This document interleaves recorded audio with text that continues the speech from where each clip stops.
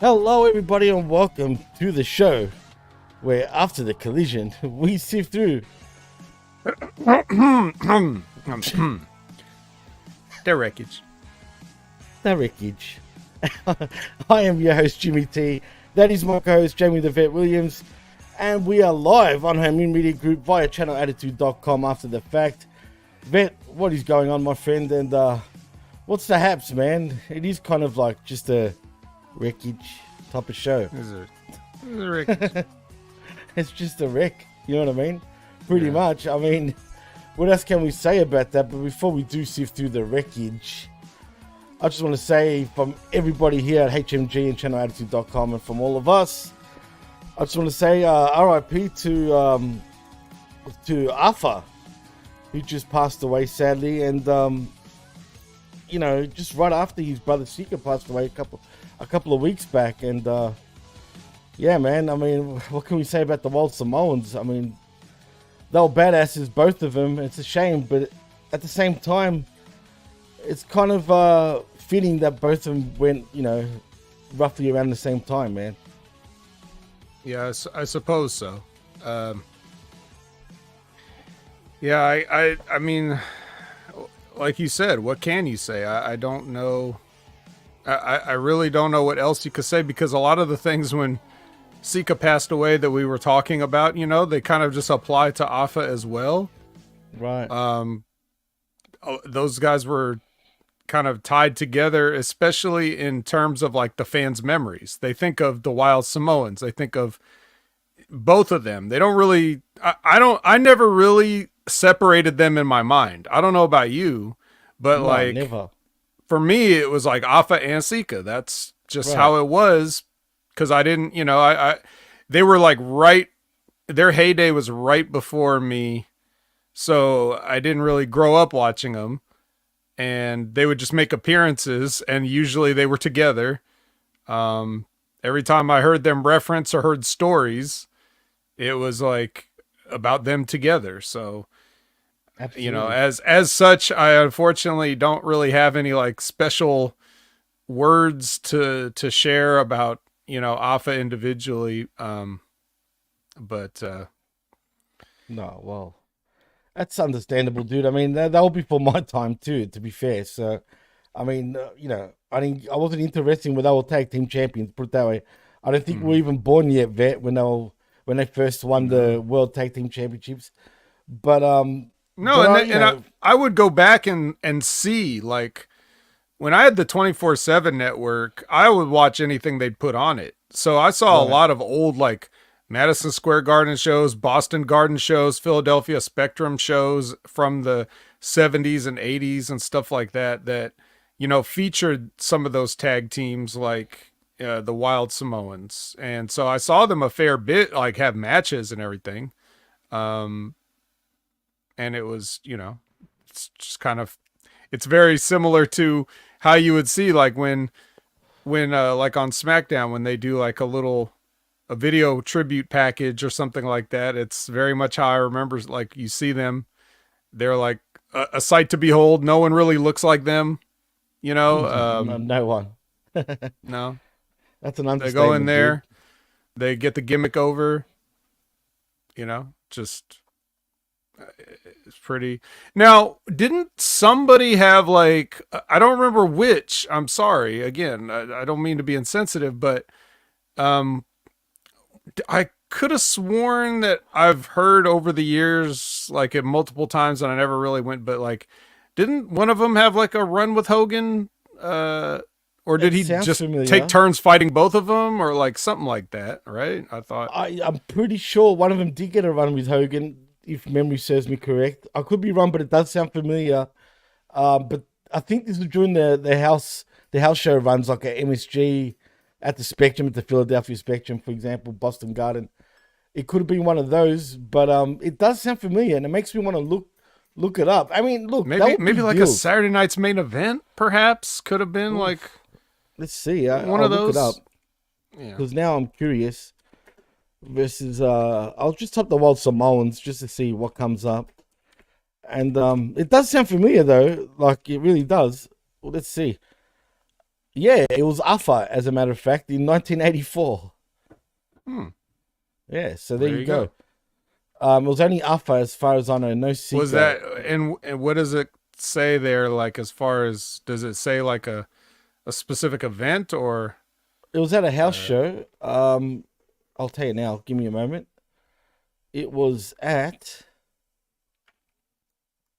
Yeah, it was definitely a house show, dude. And doesn't tell me where it was at, but it looks like it could be the Spectrum. It could be it's at one of those joints, man. It could be MSG. It doesn't look like MSG though. It looks kind of more run down than even that. So Cow Palace. Well, you know what? Cow Palace got a lot of history for pro wrestling too, but with WWE with really, the Samoans especially.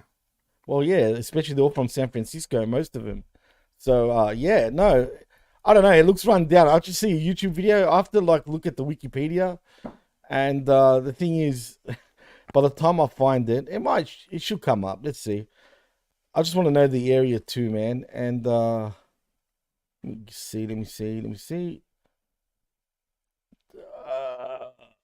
Doesn't really totally say, professional man. show we have. We sign up right now, hit the subscribe button, make sure to share, share with all your friends, let them know we run a professional outfit here.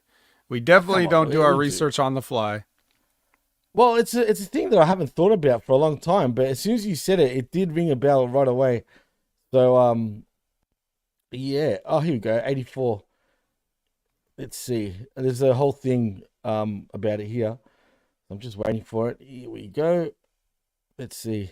So there's Afa. You know what? It says here that it was Allentown, Pennsylvania, possibly, dude. Yeah, I think that's where they ended up opening up their school, isn't it? Where guys like Batista Wasn't it in San Francisco? Yeah, they did. Yeah, there was the. No, they lived there, but then they opened up the school over on the East Coast. But yeah, I thought they had on the West Coast still as well, dude. But anyway, yeah, it was 1984. It was Hogan versus Alpha, and yeah, like surprisingly, look, he didn't win, but Hogan won by disqualification. So because Captain Urbano got interfered also, and also probably Sika threw a half-eaten chicken carcass into the ring and got disqualified. See, that's what I think when I think of them. Right, I think more of the head shrinkers, for example. I'm pretty sure it was Alpha that used to chew on the chicken, wasn't it? If I remember correctly. Yeah, I don't know. I'm pretty sure it was. Yeah, I'm pretty certain that it really was, but that was kind of weird. But the other days, look, either way, RIP to Alpha. He joins his brother Sika, up in the heavens, and they will be missed. And they did. I mean, they chained Batista. They've chained numerous wrestlers, dude. I mean, I'm pretty sure even Cena done a bit of. I know he was in what was it, UWF or something like that in California, or something like that. UPW. Oh, UPW, that's the one. The Bassman. UWF's the old school one. Well, they started quite a few wrestlers over there, but even Cena like went through here and there to the school. There was a few, dude. There was quite a few that went through it, but Batista is the main one. And yeah, like I said, RIP, man. And like I said, if we were around from those days, and like you said, you were watching stuff on WWE 24/7. I mean, I've seen some stuff, but generally before my time, it's kind of hard to watch. You know what I mean? Like I'm not going to pretend I watched every Bruno match, for example, and stuff like that. That was just too old school for me. But I mean, shit, they're legends, no doubt, and they will be missed. But in other news, Zack Sabre Jr. wins the G1. I'm actually happy about that.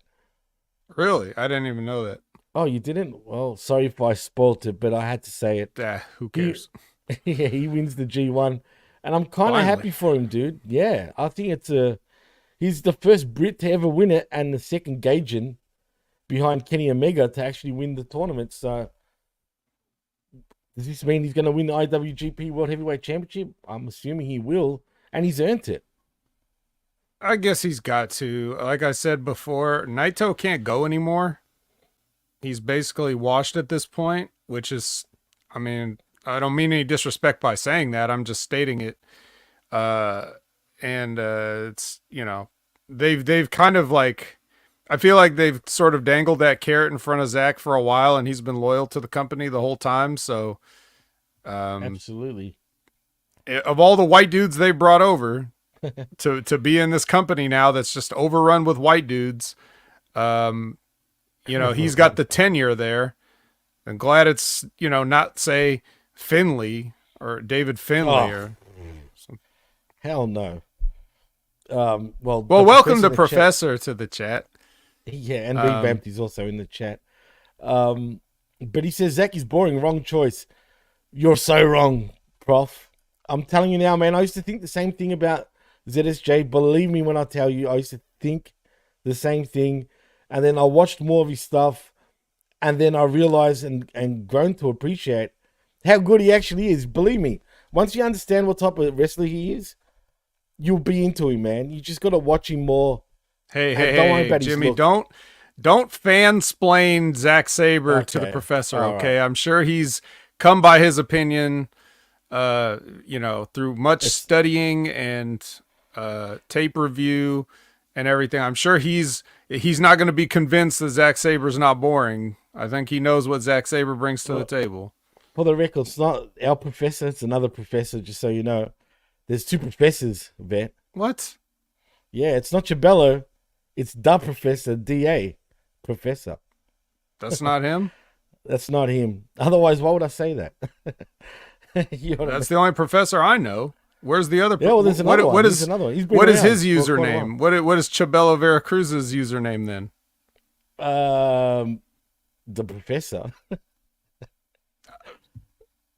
Chabella Veracruz. That's how he comes down in, but that's not the same one. Effervescent one. Is that you? Come on. This has been you the whole time with that picture of friggin', is that Baron Corbin or whatever? That's him.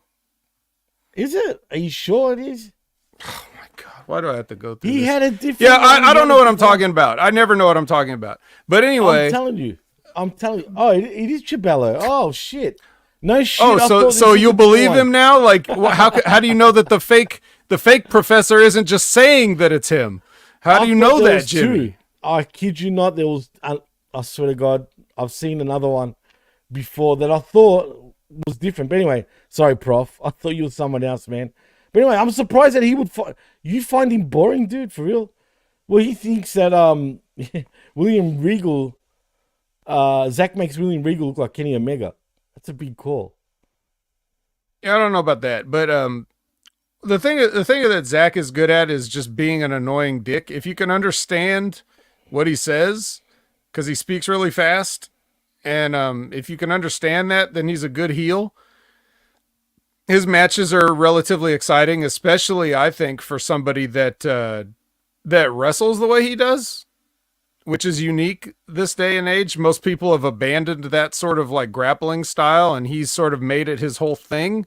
So it's admirable that he's able to, you know, kind of make a match exciting like that, because a lot of people that know how to do that stuff don't necessarily know how to make it exciting.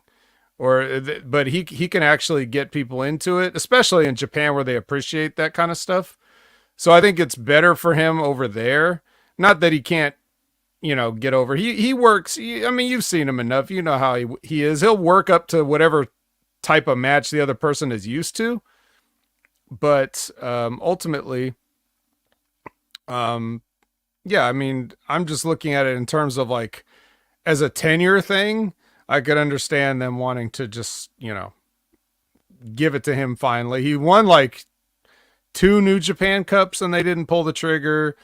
You know, he's had different opportunities or whatever, and right now it's like the pickings are slim, quite frankly. So that's an understatement, dude. Yeah, it's a big understatement. Lashley has pretty much been confirmed to be see you later from WWE, who's been moved to the alumni section of the WWE roster on the WWE.com page. And there's rumor now that he could be debuting at All In. And I'm praying he doesn't. But that's the rumor as we speak. Any thoughts on Lashley, Vet? Nothing I haven't already said. I don't remember if we talked about it already. I feel like we did. Didn't we talk about it last week? But now it's official because he just got moved to the alumni section. So yeah, I don't have any different thoughts than I did before when he was just rumored. This changes nothing. Yeah, well, I just hope he does not debut in WWE. In AEW, he did say on a podcast that the door is open though for a return apparently to WWE. Whatever that means, I've got a feeling something went. Yeah, we don't want you now. We'll take you when you're older, though. Yeah, I know it's pretty silly, but I think something went. I think with him and the Pride, whatever you wanted to call him at the time, I think there was some sort of disagreement that went on between him and Creative, and I think that's why he was let go. But that's just me speculating. I don't know anything about that, but that's just what I think. But we'll see. I feel like WWE booking at times, well, almost any booking really, it's like a kindergarten class. It's like you sort things by color, sort things by groups of color. Yeah, I know. It is what it is.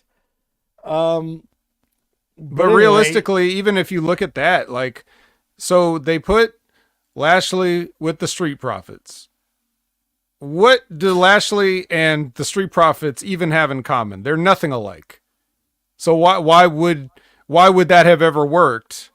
And it's a half-assed thing because you've taken one guy and one tag team and you've made them a trio I'm not saying that in terms of like the wrestling belt. I just mean a group of three, a triad, a trinity, whatever you want to say. You made them three guys and there's no room for three guys in WWE because three guys in WWE don't do anything. So why would they be together? It's one thing if you have MVP with Lashley as a manager that can get physical, or even the MVP role of like mentor, like, because what they did with Lashley was he tried to make the Street Profits more like high class professional athletes. Stop running around here in sweat clothes or whatever and start wearing suits and looking like you make money, right? Like that was the whole thing. Well, that's more of an MVP thing, really, isn't it? I mean, even if Bobby Lashley does feel like that, his role is as an active wrestler. He doesn't need to be mentoring a tag team. It makes no sense given everything that they had going on at the time. So I never understood that from the get-go. And now the Street Profits are just a tag team again, and Lashley's out and MVP's out.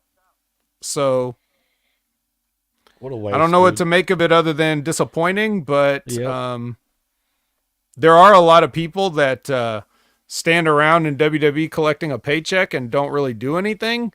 And no offense to them, but like as a company, I would look at that and I'd say, well, I sure hope a lot of these people are making way, way, way, way, way less than Bobby Lashley and MVP. And that's why it was a good cost-cutting measure to let them move on. Oh, no doubt. 100%. Also, not that it matters, but Beth Phoenix's contract has expired in WWE. I wonder if that means she's officially out of contract. Legends contract? I didn't know those expired. Idea. Yeah, no. I think, remember when she was doing the NXT commentary a while ago now? Oh, my God. I think they signed her up for that during that time, and I guess it's run out now. So I don't know if it's a Legends contract or not, but she's free to do whatever she feels like it. Do we possibly see her now in AEW to join her husband? To also sit around and do nothing and get paid? Why not? I mean, that's the life, right? I'm sure she won't. Just sign me to sit at home and raise the kids. Thanks, Tony. Thanks, guys. Worries. It's true, man. And that's really we've got to talk about this, I guess. AEW announces All In Texas for next year, Vet. Yeehaw! Yeehaw! Me and John were talking about on the Smack Attack yesterday, and he thinks they will probably struggle to sell out 40,000. I think Texas Rangers Stadium, ballpark, whatever you want to call it, holds. I don't know. What do you think? Do you think they can sell 40K for next year at All In? Well, they want to try. It's going to be interesting to see what they do. There's also very strong rumors about a stadium show possibly kicking off in my neck of the woods in Australia, which seems ambitious because I don't know if they can. Look, they might. I have no idea, but they want to do a big stadium show, whatever that is going to be. I have no idea. It seems like it's going to come out soon about it. I don't know if they're going to be successful down here. What's your gut feeling? Do you think they can sell out a stadium here, down here? Well, you would know better than I. But from my outside perspective, what I think is AEW's got to go to markets that are underserved. And this may not be something that, some people would want to hear, but I think if there's any good Australian wrestlers, they're here in America. Sorry. Spot on. So if people still like wrestling, but everything down there kind of sucks, then maybe AEW can bring some stars in, like the Kyle Fletchers and, whatever to, get people excited. But also you bring in all the people they don't get. Right. The Will Ospreays, the Okadas, the MJFs, whoever. MJF, whatever, right. Kenny, hopefully, if he's good enough to be, and when it happens. But no, there is a couple of, there's a few good indie wrestlers here in Australia.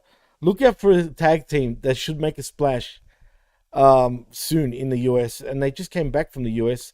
They're actually best friends with Rhea Ripley and Buddy Murphy, but particularly Rhea Ripley because they're from South Australia. They're called the Parea. And if you don't know what that means, they're Greek boys, right? And the Parea means basically the group, it's like the family almost, but not the family in terms of family, but like a group basically, right? And that's what the Parea means. Right. I know, it's just a weird sort of saying to use and explaining it. These two, and I'm not saying this because they're Greek and they're Australian. Trust me when I tell you they've got potential, man. One day I'll show you something. No, I really believe it. Albert had potential. They're better than Albert, put it that way. Really? They're a great. Or are they better than? What's it called? Those guys. Kyle Fletcher and Mark Davis. Oh, well, in terms of character, absolutely. Like, by a long shot. Even promo, way better. In terms of in-ring, Kyle Fletcher can go, dude. you know what I'm saying? Like, he can actually go. He goes a little too much. Probably too much. So, they're not like that. They're more traditional, dude. They're not flippy-floppy guys. They're more old-school sort of based. Except anything is, what worries me, and they've been trained by Lance Storm also, by the way. The thing is, they're very, I don't know if they will be this gimmick if they do hit the States, but think of them as two, like, your typical American Italian type of, the gold chains, mm-hmm. The real Guido sort of character. They play that, but Greek versions, right? Do you know what I'm saying? Greek versions from Australia. Australian versions from Australia, right? Yeah, so they're Italian Greeks from Australia. Got it. No, they're Greeks from Australia. If you can get through the lineage, maybe they'll get over one day. See, I don't know if that will get over in the States. That's the only thing. But we'll see what happens. But they've got a lot of potential. See if they can come up with a singable theme song. How about that? They come out to this remix of Lose Yourself, Eminem, but it's real techno-y. Well, it kind of suits that ain't gonna work, pal. We got copyright and DMCA. Definitely not gonna work. So look out for them. Remember the name, the Parea. I guarantee you they will make a splash in the States eventually. Slapjack was Australian, cold-blooded, yes. Unfortunately, he's not anymore. He's American. He lives in California. Does he? Does he live in California? I believe now? so. Yes, I think I heard him say that. Yeah, well, We're talking about Shane Haste for anybody that's not that's keeping up with this. TMDK's own Shane Haste, who's I'm sure very happy that his leader Zack Sabre Jr. is the G1 winner. His leader? I mean, shouldn't it be? I mean, it was Haste that pretty much started TMDK. Zack Sabre is the leader. Oh, that's funny in itself. Well, anyway, that was the news, Vet, and there's not really anything more important. Really? But I mean, interesting. What else can we? What about that? I'm very surprised that you didn't ask about that rumored thing that Dave Meltzer was talking about how much revenue AEW is getting paid by. Oh, WBD. You're talking about apparently 200 and something million a year. Is this what you're talking about? Yeah, allegedly. But it's still speculation, man. Like, is that even a thing? I was going to report on it, but at the same time, I don't want to report on something that we've been hearing now for how long? You know what I mean? That they're pretty much going to sign. They're not going to sign. To me, the longer this keeps going, the worse it is for AEW. I mean, surely they're gonna re-sign him, right? And he's 200 million a lot. Do you think for AEW? I think that sounds a bit, I guess, pretty fair, right? It depends on what the market, like what is. You're looking at like if the numbers that they're saying are accurate, that I don't know, because that's their business to figure out what they think it's worth, right? Right. Obviously people these days either overpay for stuff, but like no matter what, it's hard to imagine somebody getting lowballed. It just seems like it would be perceived as a lowball offer only to wrestling fans that don't know shit. It is a low blow. I mean, it's perceived as that, as a low blow offer from everybody. But when you compare it to WWE, I mean, it's a huge difference. But there's a huge difference in the company, right? It's not. That's also true, right? Right. It's like comparing what Coke gets paid to like you just invented a soda today, and expecting like you're supposed to. Hey, I've had a soda for 5 years. Why? Where's my Coke money? That's ridiculous. Obviously, you're not going to get the same, whatever. But but they were saying that like, what was the number that was quoted was like $91 million in ad revenue on TBS just for Dynamite alone. So that's true. I mean, it's fine if you can bring that number up. Then you could potentially be making a steal by signing them to whatever. But I think it's not so much what the thing about it signing. What to me is the news about the whole thing is that Dave's reporting it. And the reason being because what are you laughing at? Because Dave's clearly your mind went somewhere. So take the viewers on a ride with you. No. I'm laughing because Melton is friggin' bullshit. Like lately he's been caught out with so much bullshit. Anyway, that's why I'm laughing. Please continue. Right, but okay, this is about AEW business. That's so true. Everybody accuses Meltzer of being an AEW shill.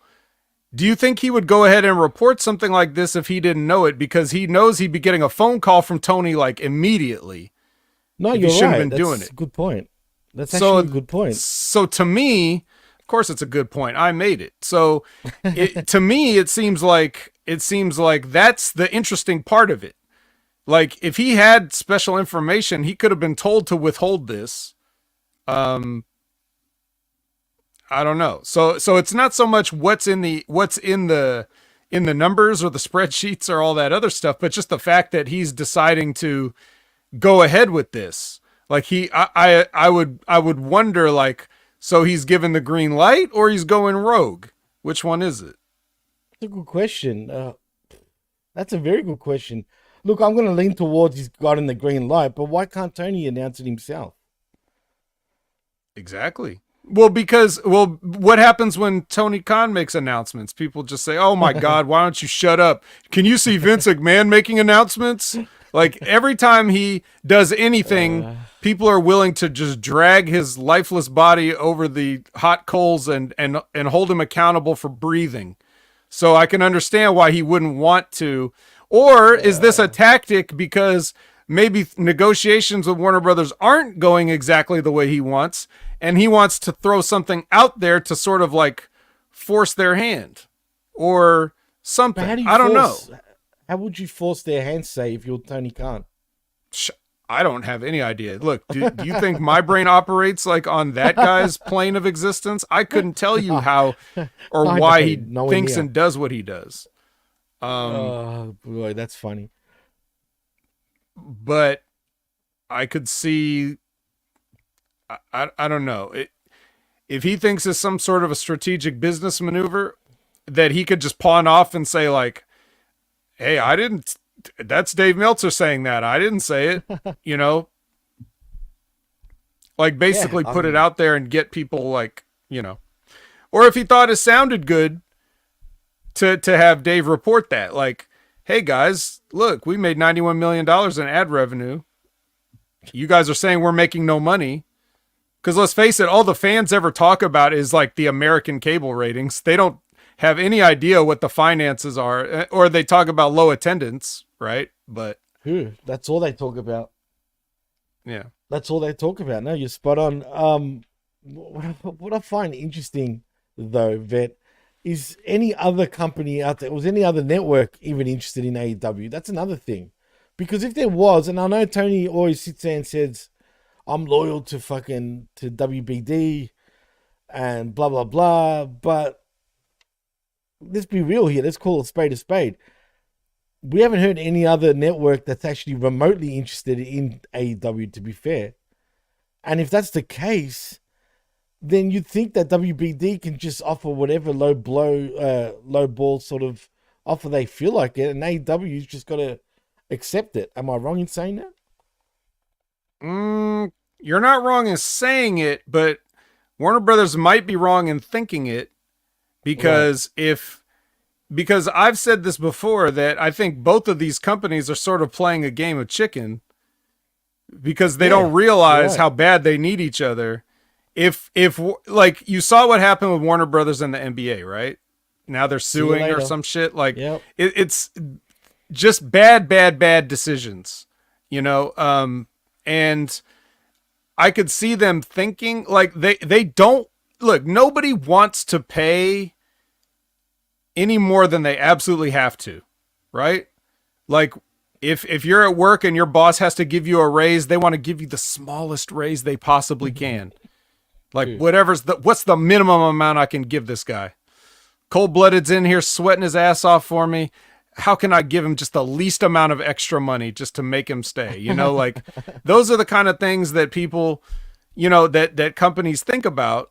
So of course they want to give AEW a low offer, because they know that even their low offer, there could be, to your question, there could be networks that are interested that just couldn't possibly come close to the deal. Like, we would love to have AEW on, but we can't afford what you're asking. You know, you could have priced yourself out of the market because you've got Warner Brothers now and they've got money. Well, they don't, but they're paying money that perhaps they can't afford. Right. So, but it's still going to be cheaper than anything else they do. You know, if Warner Brothers dumps, you know, if Warner Brothers dumps, AEW for, you know, like I don't know, let's a 13 episode order of the Rizzoli and Isles reboot or something, like right. They're going to have to pay for that. They're going to have to pay for those, you know, that whole show and everything. So, it may not be worth it to them, you know, because I don't know. I just think that, I just find it quite interesting. Just the fact of like, everybody jumps on every little bit of news that comes out of these supposed discussions. And we never used to hear about any of this stuff. When before AEW existed, did people talk about the network and the upfronts in TV and stuff like that? Nobody was talking about that shit back when TNA was making deals with Fox Sports Net and Spike TV and those things. Like nobody was talking about upfronts back then.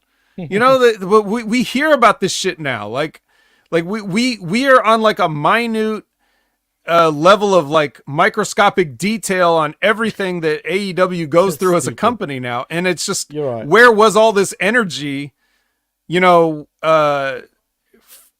years ago, 15 years ago? I just didn't see it. So I just, that's the thing that I find the most entertaining about all of this whole thing is how the fans pretend they care about shit just so they can trash a company that they don't like, even though they probably don't watch it either. They just decided they don't like it because it's not WWE. No, you're right. I want to bring up something about that, but before we do, and I was going to bring this up, but Jose Luis Rivera brought it up for us anyway. He says, you don't wear a WBD hat in the presser and believe other networks want AEW. So Tony overplayed his hand. He's got a point. I mean, he's got to stop sucking up, man. He's got to stop, because all it does is sort of make him look bad. And it also makes it look like no one else is even interested. You know what I mean? He also says, and I'm talking about Jose Luis Rivera, WBD has lost $10 billion in valuation, but has to pay out current and already signed new deals like college sports, whereas now AEW is in a weird position. What do you say to that, Vet? Yeah, that's basically what I was, trying to say. Like, Warner Brothers is not some competent company, right? They think they're strong arming AEW, but it's AEW should call that bluff, Whatever connections that Tony Khan has to make to raise the price up, because I think ultimately they're going to want that programming. Well, he says Meltzer was talking about TNA. They were, but not in these minute numbers, though, Jose. If you know what I mean. Not to the extent of how much money and whatnot. Like, you know what I mean? But anyway, we'll see what happens. I think you're right, though. When you said earlier about Meltzer coming out with all this shit, it's got to be true, I'm assuming.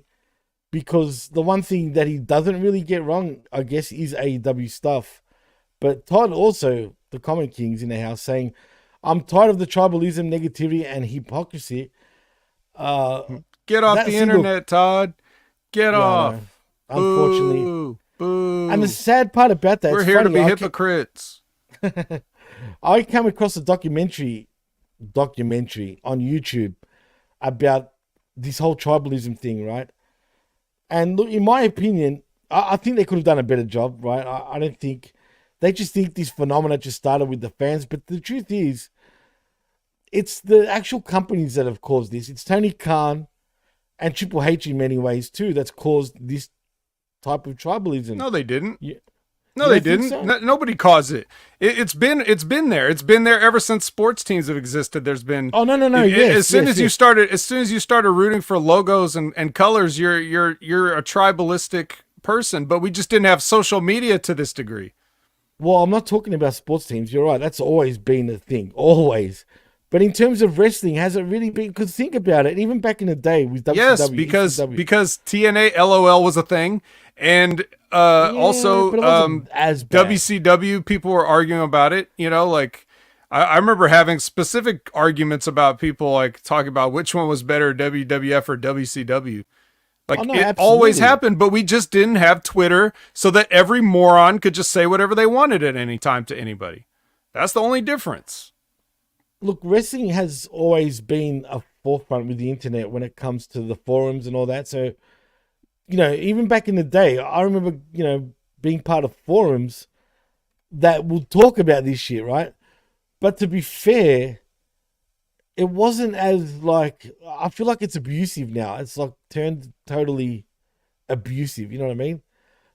Fuck AEW and fuck, WWE and if you're not into AEW, I'm gonna block you and all this just fucking petty bullshit, man. And Todd, because helicopter parents have raised a generation of weak kids who are in their feelings all the time. And that too. And who the fuck are So these? if you don't like it, then I'm just not even going to take it. You know, that's just kind of how it is. But, or at least I would think so. But I see a lot of people that are way too old to be acting like that still act like that. So I have no excuse for them. Yeah. No, I think it's soft. True. I think it's soft to complain about how a certain generation is soft. Like, obviously, if you're complaining, you're soft. So that kind of doesn't hold water either. But that's what I mean. It's like people think everything's new. Nothing's new. Everything's new. Old. We just have new ways of communicating it. So, yeah, you know. I mean, even revamped wrestling right now, unless he's like being an ironic comedic genius, is just sitting here, you know, trashing AEW in the chat the whole time. So it's like, that's true. Yeah, sure. But that's the thing. Like, obviously in the television presentation, there's big differences. If you go to the shows, basically what it is you sit in a chair and you watch wrestling matches for 2 to 3 hours or more. It looks the same to you from that chair, but you don't have to hear like the announcers, or you don't have to like see some of those the way they present it to you and stuff like that. So your experience is the same when you go live, but like when you watch TV, it's vastly different because WWE has so much more experience of doing this. And they've even brought in a whole new team of people to do weird drone stuff and augmented reality. And it's all this other stuff that, you know, it makes AEW kind of look second rate. But if you go to the buildings, other than the number of people, your experience is basically the same. And even then, it was only recently that the WWE started filling up houses. Like, I know, that's true. You know, the Hamin Tarp Emporium wasn't invented just for AEW. No, it was actually WWE where it was first invented, if anything. So yeah. No, so you're right. You're spot on. This is like I said before. These are the main things that's in AEW's way. And the number one thing is they're just not WWE. I've said that before, and it's the same thing I said about the Coke analogy. The soda that just got invented 5 years ago is not going to make Coke money. It just isn't. It never will. No. And even Pepsi, like, which used to be the number 2, and now I hear people saying Dr. Pepper is the number 2 or whatever. Wait, it's just like, I think Dr. Pepper is number 1 now. As a matter of fact, get the fuck out of here. Nothing will ever be number 1. That's the thing. The number 1s are so far ahead, they'll just never be caught. And that's the way the WWE is now. That's AEW's number 1 problem, is that they're not WWE. So you think even if AEW were to sign, just say hypothetically, The Rock, you know, like Brock Lesnar and say Cena, right? Do you think that will turn the needle, like, onto AEW's sort of side? Or you think that'll be such a strong like brand that no matter what they do at this point, they just can't really get over WWE in terms of most eyeballs? Yeah, I don't think it would ultimately matter. If they sign those people that you said, their numbers would go up a little bit, but it's still not going to be. It's people just because there's going to be that segment of the population where they just don't know that AEW exists. That's the reason why, and that's my number 1 point. Like, when I talk to people in the real world, it's not that they say, "Oh, AEW, I don't watch that shit." They don't know it's there. They don't really watch WWE, but they certainly don't know about other companies, you know? So, that's true. You know, ultimately that's what we forget, because we're all on the internet. Our fingers are on the pulse of what's going on. We follow this shit way more than we're supposed to. Once you as a fan start thinking about this guy's push, or what are the ratings, or what's the demo, like, you're already not a wrestling fan anymore. At this point, you are now like part of the, you know, the subclass of the subclass of the subclass. That's like, you know, you are now in the bubble. You are now part of the IWC. You are now not a normal wrestling fan. Like, you're weird, basically. If that's what you are, because the wrestling fans that I talk to, and it's okay if you and I, Jimmy, because we're supposed to talk about it to the people. But I've like, been weird for a long time though, Van. Right, and that's the thing. But you have to remember, it's hard to forget when you're in, or it's easy to forget when you're in the bubble that you are in the minority in that bubble, and that there's a whole world outside that does not care about the things that you care about. There's people that only watch Monday Night Raw out of habit. They don't know that Rhea Ripley is married to Buddy Murphy or anything. They have no idea. They just go along with the Dominic thing. They might even think, well, they're on TV together so much they must be dating. Like, even if they know wrestling's a work, they're still probably buying into it because they just don't care to look into it. They're not going to follow the social medias. They're not going to do all that stuff. That's the majority of the people, right? And those kind of people are the kind of people that ain't going to watch AEW if they're not watching wrestling already. Right? They're just not going to do it. And that's why AEW struggles to get traction, because the only thing people are measuring it with are the American cable ratings. And cable ratings are declining across the board. And you're only going to have like old people watching cable live to get these ratings or whatever. And even if you DVR it and watch it later, and supposedly they have metrics for that, but still, like, none of this really, it's not going to, just like the WWE's been like slipping down in their ratings too, you know. Nobody cares that they're slipping when Raw's celebrating getting a 1.8 after SummerSlam. And think about it, and think about this. Go back to the Monday Night Wars. The second WCW got bought out by WWE, it was a slow decline, and I mean slow. Like, every year from that point onwards, from 2001 onwards, right? The ratings was going down every year. Every year. It was a slow, gradual. It took 20 years pretty much to get to this point, a bit longer, to get to where we are right now. Right. And go ahead. Go ahead. Sorry. No. I was just saying, here we are. That's all I was going to say. Yeah. Well, you know, and there's two other things. I said the number one reason that AEW is at the spot it's in is because they're not WWE, but there's two other things that people have to remember. I would say number 3 reason is that they switch networks. And that may sound like a silly thing. TBS. Yeah, it may sound like a silly thing, but there could have been people that just left the TV on or whatever and watched Dynamite. And as soon as they left the TV on one night and Dynamite didn't come on, they probably were like, oh, I guess that wrestling show's done. And they never bothered to look into it after that. Obviously, if you're the type of person that's watching cable, that's probably a likelihood. And that does happen.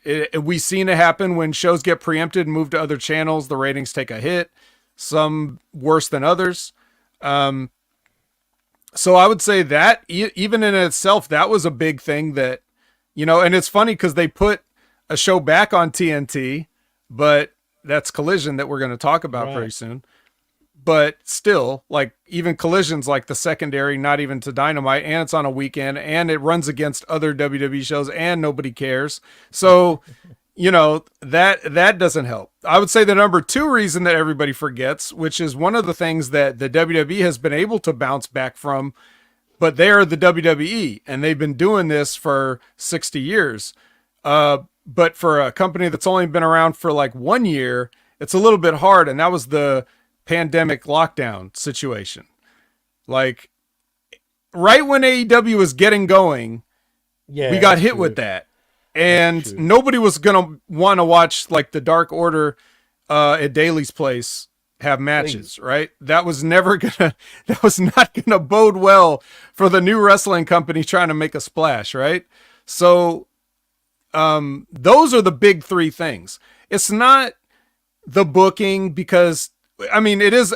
These are reasons. I'm just saying they're not the big reasons. Like, yeah, the booking is bad, but the wrestling booking is bad in general. Tony Khan's booking is not the reason people ain't watching it. Nobody knows what good booking is anyway. They don't know what good booking is. They don't even know what good TV shows are anymore, judging by the shows that are popular nowadays. So that's not it. It's not about, you know, them not, you know, them signing stars that quote unquote nobody cares about or anything like that. It's not any of that. It's really just those 3 things. You know, it was the network switch, the pandemic, and they're not WWE. Those are the top 3 reasons why AEW is in the boat that they're in right now. No, the other little things are minor, and they would, but if you had great booking, that's not going to automatically bring like double your audience in right away. It's just not going to happen. It doesn't work like that. You know, No, if that was the case, then you know, the WWE, when The Rock came back, would have been doing astronomical ratings, but instead they just did a little bit better ratings for a period. And then there were times when The Rock was on and they didn't do a good rating. So, you know, and if you can't make significant ratings changes with The Rock, then I don't know who else you're going to bring in, you know? No, spot on. And don't mind me, Vet, for a moment, because I'm having power issues, man. My monitor's turned off again. I don't know what's been going on. I'm trying to figure this out. So just for the time being, I can't even see you right now, put it that way. So for now, while I try to figure this out, you're just going to have to not mind me. But you're spot on, dude. I mean, look, the numbers, look, to be fair, also, not that it matters, but has AEW even reached 1 million under TBS since they made that switch? No, I think they've done some 900s, but they've gotten decent. But right, well, I don't think they cracked 1 million. I think they've only even cracked 1 million like maybe 3 times ever. Only? Yeah. I thought it was for more sure. than that, but... For sure, the debut episode of Dynamite. For sure, the CM Punk Rampage, and maybe one other time. And that's across their entire history of shows. Not even just Dynamite. I think maybe crazy. One other time they got around 1 million or over 1 million. They've also had times where they opened over 1 million. And the average went down over the course of the show to drag it under. But like, you know, they had 1 million to lead in, and then by the end of the show they were down to like 700,000, so it averaged out to like an 850 or some shit like that. Things like that happen. Oh, that's interesting, man. And the reason that happens, let me just tell you, is because, you know, old people fall asleep with their TV on. And then when they wake up, you know, like at 9 o'clock, 9:30, they turn it off, and that's when they lose the numbers. That's funny. Like it's right. Like people who left the Big Bang Theory on after dinner, and then they went in their recliner and they just dozed off, and then they got up and turned off the TV when they finally woke back up so they could, you know, brush their teeth and go to bed. That's where AEW loses most of their viewers. I don't think most of the people even plan to watch AEW on purpose. I think that 600,000-700,000 people is just, you know, people in their 50s, 60s, whatever, falling asleep after dinner. Well, that's interesting. One other thing, AEW did manage, with Dynamite this past Wednesday, they did manage to get back up to 700 and something thousand in the ratings. Right. I think they were up by like 100,000, so I guess that's positive for them. But this is why I don't bring up the ratings really anymore, because you've made me realize. I mean, is there really any point talking ratings when they're not? Cable, you know, has gone. You know, the numbers have gone way down, and that's across the board. Even here, like in Australia, a lot of people are disconnecting their cable providers, man, because, you know, it's. Yep. Someone said in the chat, I think it was Cold Blooded, possibly. I can't even see right now, but. Whoever it was, someone said it goes up every year, and it does. It goes up every fucking year, you know, to have cable, while everyone's disconnecting. You'd think they'd be, you know, offering, you know, for you to get it back for less money, but instead they're overcharging everybody. But it is what it is. Well, if you bundle your cable with your internet and your phone and your home security and all this other stuff, we could save you $5. Yeah, like that kind of shit. But if you do threaten to disconnect, they generally do give you a much better deal. If you're like dead set about it, like, no, I don't want it unless, you know, I get it for this price. Generally, they bow down. And I mean, I've done it before. But yeah, I mean, it is what it is. It's 2024. People all like to buy these apps and stream everything. But the problem with that is, even just having all these apps, you're paying practically just as much as you would having a cable box. You know what I mean? Yep. Well, I mean, That's the thing. Once, like I keep saying these same things, but we might have new listeners every day, so I'll say it again. If once a certain demographic ages out, then all you're going to be left with is a generation of kids that only know stealing online for free, and they never paid for anything in their life. Absolutely. And then your streaming, that's what streaming services are. The bubbles collapsed. It's already kind of collapsed on that. Oh yeah. You got people like Disney saying we didn't make enough money. How does Disney not make enough money? Fuck you. Yeah, bad. You mean you didn't make enough money? What am I making then? Don't tell me you didn't make enough money because you want to. And now it's like, so what do they do when they don't make enough money? Raise the price. Hey, all you guys that were loyal to us, pay up. That's basically the model right now. And everybody's like, I shouldn't pay you anything because I can go to such and such website and just watch it and stream it right now. That's the harsh reality that once you get rid of all the people that feel like the obligation to pay for things, because they have morals or whatever, once that demographic ages out, all you're going to be left with is the pirates, and it's going to be a dangerous sea, mateys. Arr. Arr. Arr, arr. Funny enough, we were the first generation to really start doing that when you think about it, Vet. I'm talking about us. Pretty much.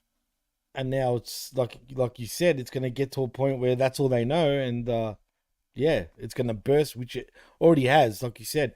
But that's, I guess, all the news. We've hit the hour mark, roughly, I say, maybe over. That's rough. I think it's time to sift through the wreckage, Vet. And but while you do that, I need to figure out this quickly. So don't mind me for a minute while I just see what's going on with my plugs. I'll be back in a second. Totally professional, guys. All the new listeners and viewers. We are a professional show. This is the exception and not the rule. Everything we do is perfect and good. It's life, goddammit. Shit happens sometimes. That's right. So, plus Australia doesn't exist, so it's a miracle that Jimmy's even here at all with us. So that's basically it.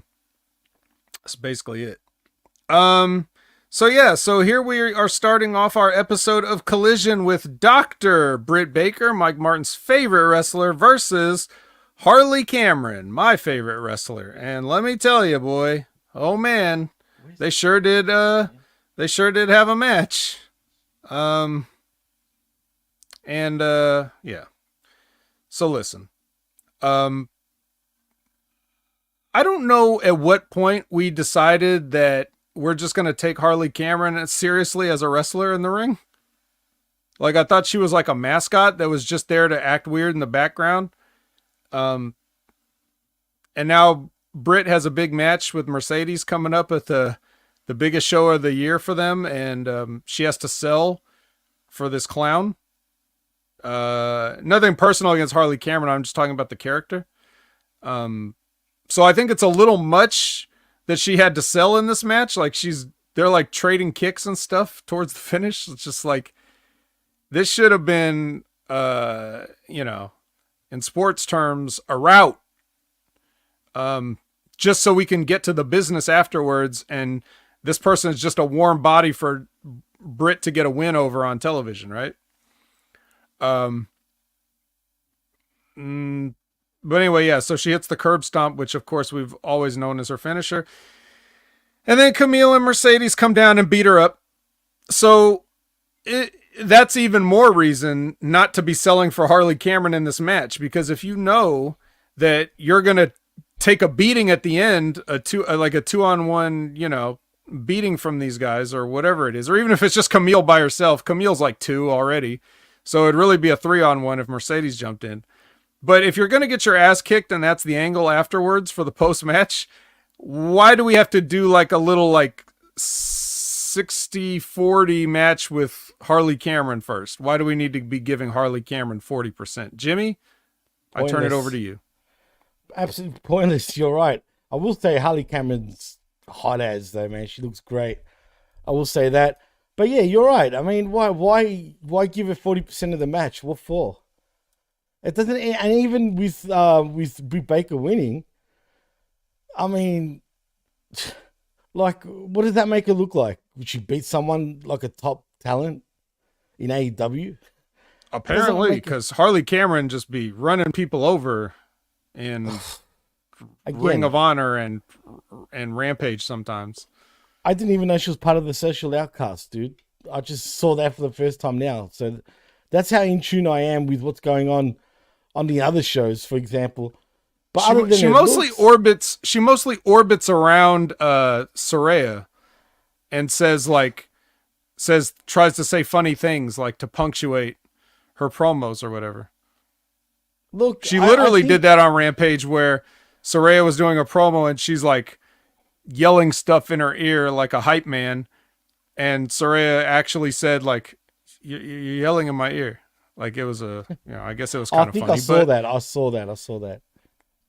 Yeah, but we're also now like taking her seriously as a wrestler to the point that Britt has to sell for it, which is weird. And I've already commented on people having to sell for Harley Cameron.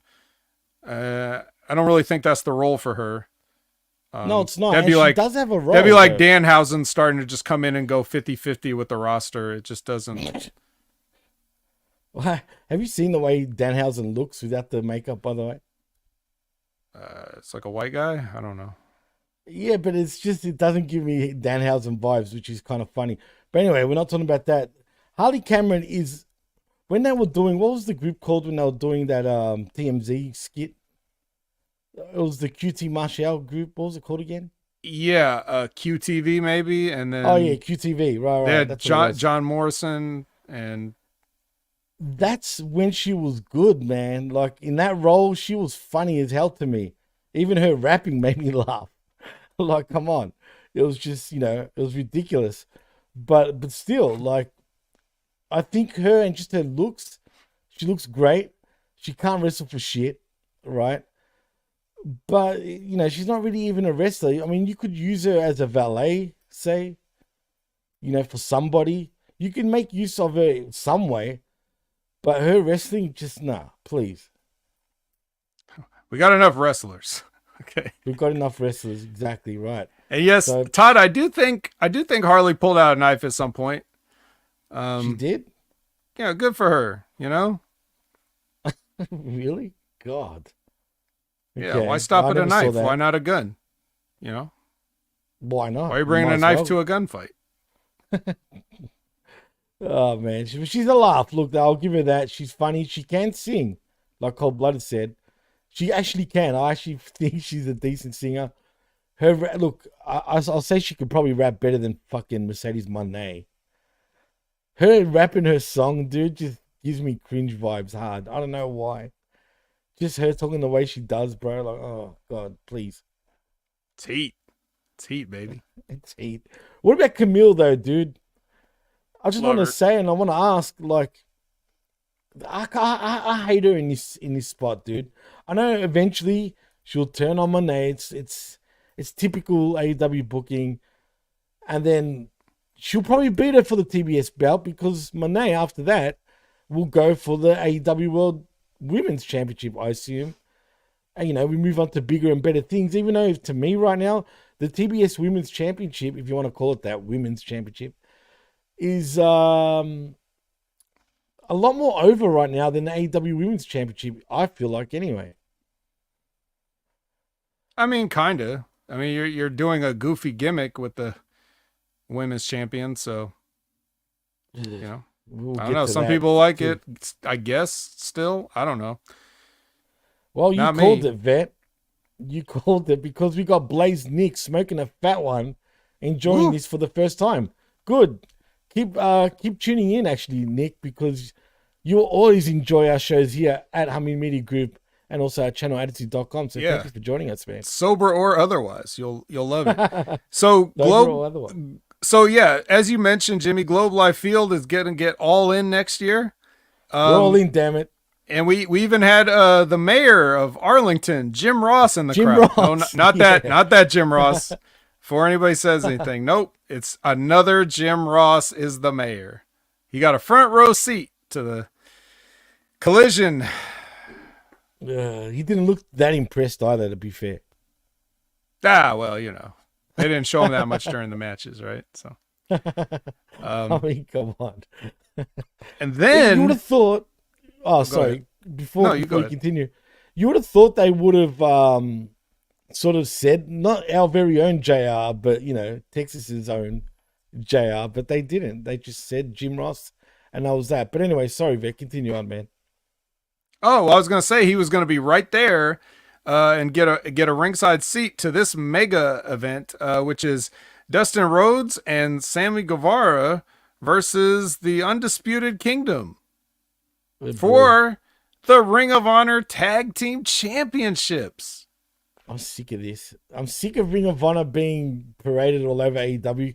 Can we just separate this shit for now, like for once? No, you can't. But because they're all in this building together for the tapings. Whatever, man. Look, but in saying that though, Vet, I'm not the biggest fan of most of these guys, right, in the ring. But the match was pretty decent. It went for way too long, though. It's a championship match. These are champion contenders and champions themselves, Jimmy. Ring of Honor. I know, Aaron, that it's a whole second brand. It's this whole ring just full of honor. Like, there's honor everywhere. They're tripping over it. They're tripping over all the honor in the ring and slipping and sliding. It's full of honor, yeah. The Win and except when Roderick Strong and the Beast Mortos come down to interfere, then there's no honor in that really. But they did try to interfere, and then the Von Erichs came out, and then the conglomeration came out, and then a big schmoz happened, and somewhere in all this, Dustin Rhodes and Sammy hit a finish on one of these fuckers, and 1, 2, 3 new champs. Woo!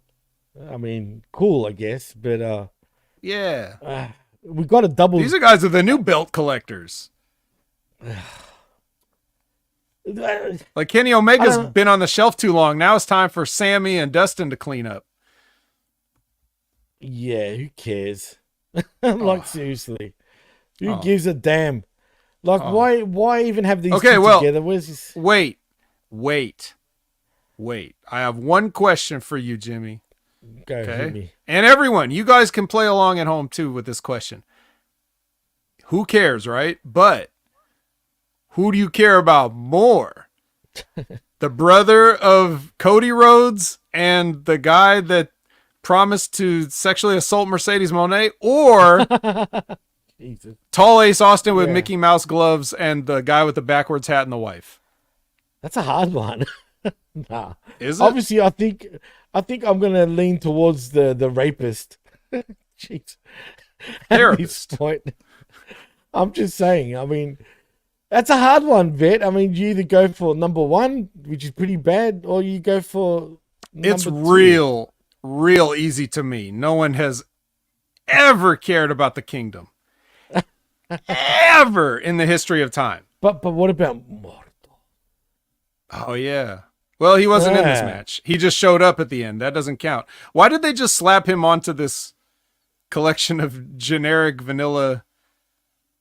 I have no idea. This is what I'm confused. How does it make sense when you got the Beast Mortos, part of the Kingdom? Yeah.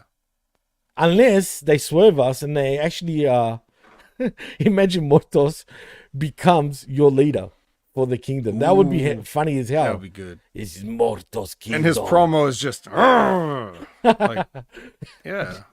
Now that's ratings. I would love that. I'd pop for that shit. Straight up. If they do that, I'm all in.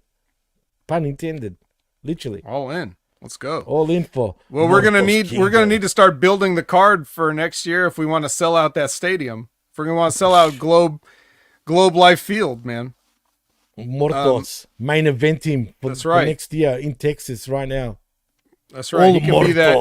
He can be that random Mexican or Japanese guy that MJF has to wrestle, right? Like that could be him. Could be. Hey, man, I bet you they'll have a great match together. Mortos and MJF. Right. We're making fun of everybody else except Mortos. Mortos is cool. No, it's just this is not everybody else fun. we're ironically, praising or whatever, but we like him. Speaking of All In, we get various predictions for the main event between Swerve and Danielson. We get a bunch of people saying who they think might win and why. I like this kind of stuff. I mean, again, like obviously you and I don't care about this, but just, looking at it objectively, I like when you hear from other people that work at the company, rather than everybody acting like the only thing that's ever going on in the company is the stuff they're involved with. I prefer that other people act like there's, like hundreds of other people on the roster besides them sometimes. Jimmy is frozen. I'm all right. I'm back. He's back. You were saying what? What was the last bit you were saying? I was just saying I like it when I like these kind of things where you see wrestlers talk about other wrestlers that don't have to do with them, because it just seems like everybody on the show is like in an isolated bubble and they never, unless they're doing a promo and somebody walks into it, but like other than that, nobody else exists except for that wrestler at that period of time, and then we can never interact with anybody else or do anything. So well, I mean, I'm laughing at the chat because Stray's phasing in and out of existence. I told you it's the AI Sonic, man. It is what it is. No, because I just changed over my internet because I noticed I was looking a bit blurry when I was looking at the live feed on YouTube, so I wanted to change that. Hence why I disappeared for that split second. I think I've cleared up a little bit better than before, yes. Right? I mean, yeah, you're that's trying to do too much. Yeah, you can't be. It's annoying me watching YouTube and doing a show at the same time. No, because that's the only way I can tell. Because to me, over here on the live feed, both of us are clean, like really clean, right? But then I was looking at the chat saying like I seem a bit blurry, basically. And then when I looked at the live feed on the YouTube part, I noticed I was pretty blurry. So I wanted to try to fix that up, obviously. So that's why. Plus, everything's going wrong, man. I need to change. Something's up with my power over here, dude. I don't know what's going on, but I've been having troubles lately. But I think I want to get to the bottom of it. Clear up these issues. Warner Brothers not going to give you a new deal, Jimmy. I know. God damn. All right. It just happens on the Sunday mornings, dude. Only on Sunday mornings. Or what is it, like Monday night over there now? No, it's Monday morning. It is 2:15 a.m. Monday morning. Hey.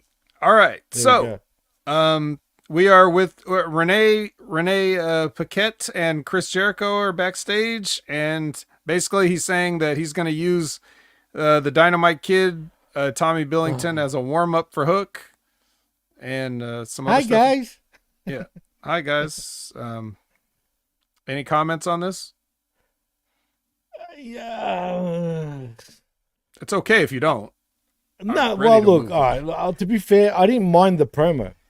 Okay. But if anything, you know what amused me the most? Not what he was saying about Hook, right? Which is a bit weird with what happened on Dynamite. I don't know what your take is on that, but he looked like a rabid Wolverine, literally, in the ring with the way Hook was kind of acting. But whatever, cool. It is what it is. But as far as this, the thing that popped to me was at the end of the promo when he was talking to Renee. When he said, "You like my jacket, Renee? It's yellow." Yeah, that made me laugh. Sure is yellow. And that was it, dude. Otherwise, it was just blah, blah, blah, blah, blah by Jericho for me. Mm-hmm. And whatever. He's going to. And no one interrupted. How do you have a backstage interview where somebody doesn't walk in from the side and interrupt? You tell me. It beats me. Are we even watching wrestling if that doesn't happen? So. Jeez. And you know what else is annoying? And it's true what Revamp said. Chris Jericho be acting like a special needs kid with autism. I mean, it does come across like that in some ways. But he's just taking a piss on everybody, taking the piss on him, pretty much. That's what this is. Yep. All right, well, here comes the main event for a lot of people. It's Hologram versus Angelico with Serpentico. Again, here we go. Oh. Serpentico and he's just there to observe. Angelico. Yeah. You don't like the confetti out of the wrists or the streamers? Yeah. So how does Angelico and Serpentico still have a job with this company? Well, because just for reasons like this, you gotta bring them out so that Hologram has somebody to help him look good. Did he really look good? This was almost a squash match, it felt like, dude. It seemed pretty quick. Well, he looked better than he did in there with who were those guys he was in there with?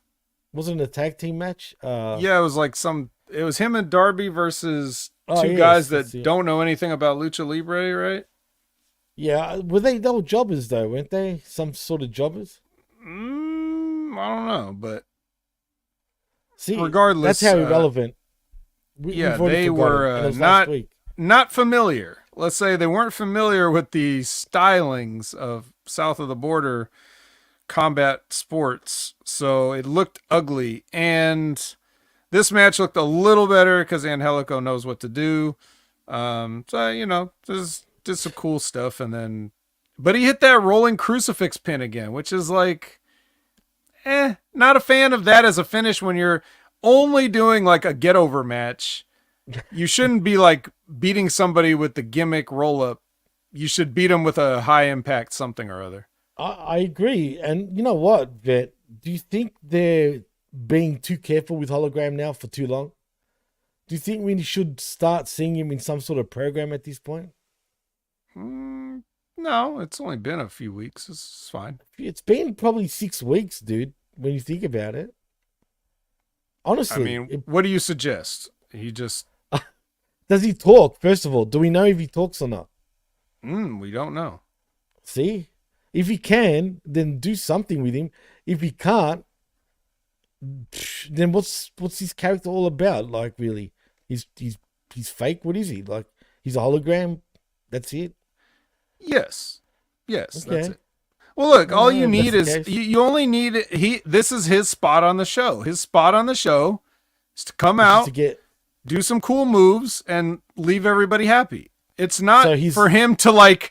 It's not for him to go out there on the mic with the main eventers MJF spot and talk people into the building. That's not his spot. Imagine that. So basically, he's a fluffer. That's what we're going to call him, an AEW fluffer. He fluffs up for everybody to get excited for the rest of the show, basically.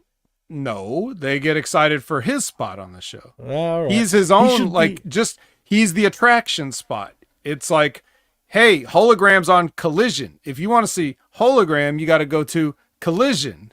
At least that's how it is right now, and that's how it's been.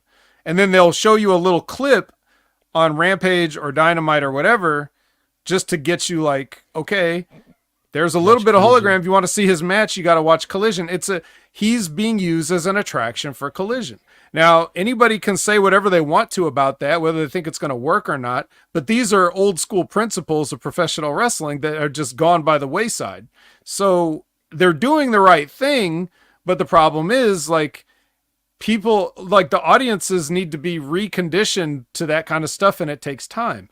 One of the other things, I think, going back to just a brief detour back to our conversation about cable ratings in 2024 is one of the reasons that you're really not going to need people to tune in on, or people really don't feel like they need to tune in live for cable, is because a lot of them will like say on Monday Night Raw, right? Let's say you want to see, like, I don't know, the Rhea Ripley Dominic Mysterio thing, right?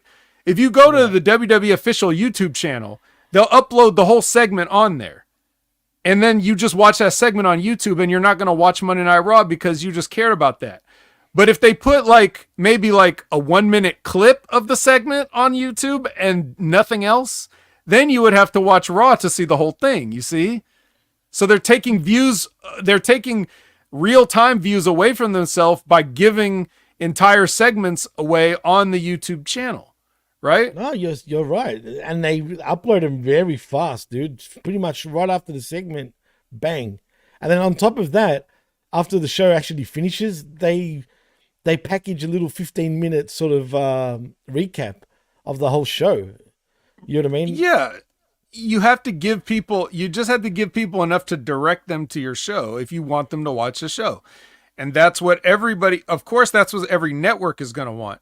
USA Network, they're going to get SmackDown. So their relationship with the WWE continues, even though, people could say like Raw can just float, like just tread water because they're leaving for Netflix, but SmackDown's coming. So what you're not going to do bad business on purpose. You're still trying to do what you can, right? But I just think that if USA Network is serious, they should have those conversations about, hey, can you limit your social media stuff so that it drives traffic to our channel? That's what you would want. So if AEW is showing a clip of hologram on one of their other shows, it's just like a 15-second clip of some highlights or whatever. Maybe you'd be interested to check out Collision to see one of his matches. That's it. But he's the attraction. I think they should have him start the show every week. Literally, that could be a thing to do. Like, you just know. Right.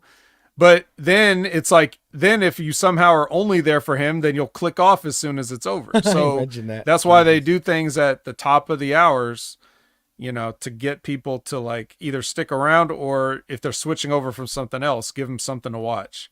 Anyway, I'll tell you what won't do it, because I did not like this. They did a vignette about the Tiger Driver 91. I'm sick of this. I'm sick of hearing about it. I'm sick. It's all about that. That's what's getting over in this company, bro. Is that, including MJF and Will Ospreay, and that's what we're hearing now in AEW, Vet. So why are they continuously doing this? I don't know. That's why I don't like it. Well, stupid, man. Furthermore, they're trying to put this over like this is the most dangerous move ever in wrestling. Mitsuharu Misawa only used this like at certain very, very rare occasions because it was so dangerous, you know. But it's like, well, first of all, every move that happens in AEW looks 10 times more dangerous than this, really. It actually does. Second of all, we've seen people get hurt off stuff that looks nothing like this, right? Like, absolutely. Remember it was a couple weeks ago when Dark Sky got hurt on catching a crossbody, and like her leg got hurt. So it's like that was not very spectacular of a move, was it? Is the crossbody to the outside now the most dangerous move? Like, no. But the Tiger Driver though. Yeah, Kenny Omega, and like did the Tiger Driver give Kenny diverticulitis? Is that what happened? Is that why he's been on the shelf so long? Because it's that dangerous? Maybe they could. I mean, who knows? Maybe they'll say that in the future. But like Mike Martin says in the chat, I tripped on the mat and almost broke my leg. I wasn't doing shit. Well, there you go. It's everything's dangerous in there. Exactly. And everybody does these moves that looks way more dangerous than the Tiger Driver. So I think it's corny, but whatever. I get what they're, Well, like Todd I get what they're trying to do, but yeah. You know what I mean? Like Todd said, that's probably what's going to be the finish. It will be the finish. Oh yeah, at All In, 100%. Yeah, it's dumb, Vet. So I mean, what else is there to say about that? Speaking of dumb, Jack Perry. Yes. Next. Versus some guy named Danny Orion. And so that they're working hard. They're trying to find people smaller than Jack Perry, and they're succeeding for the most part. These guys must be really small, like really small. They must look even smaller than they look on TV, which is very small. And of course, Jack Perry, he's the devastating running knee, like so many wrestlers are able to use now. Bro. Knees are devastating. I'll give him that. And then he brings out a can of spray paint and spray paints half this guy's face, like he's using him as an effigy of Darby Allin. And then he brings out some body bag. I guess it's a body bag. I've never seen one this color, or whatever. Maybe it's an army body bag. Yeah, probably. That's probably what it is. What do I know? I don't know. I never. It's not a visual business or anything. But he's and then he takes his belt and actually zips it up in the body bag with this guy that has Darby written on it, just in case you're not getting the symbolism. Because I know this is deep. This is deep stuff here. Deep as we gotta literally spell it out for you. Throws his belt in there, and he's got a new belt, which actually looks all jacked up and terrible, like it's an old belt. So he's got the new TNT Championship, and he put his shiny polished TNT Championship in the body bag, and I guess they're going to dispose of it with this corpse because he killed that guy with the running knee. The guy's dead now. Dead. He died in the ring. I hope he comes back though from the dead as your TNT champion. That would pop me. You know what I mean? Like when Mick Foley found the Hardcore Championship in the trash, whatever it was. Mm-hmm. Same sort of deal, except he found it in the body bag. But anyway, this is giving me. I know people saying in the chat, for example, Sonic the Hedge Rat saying he's an NWO or NWO. NWO. Right, stealing their spray paint gimmick. There's a bit of that, but you know what it really reminds me of? Quote to Raven, nevermore. Oh. It's giving me Raven vibes, but that's why I got the quote to Perry, nevermore. It's giving me sort of Raven vibes, and I was a fan of Ravens. So, but not quite. This is like a poor man's mishmash. I don't know what the hell this is. He's got parts, he's got elements of the YF6 almost with the scapegoat gimmick, right?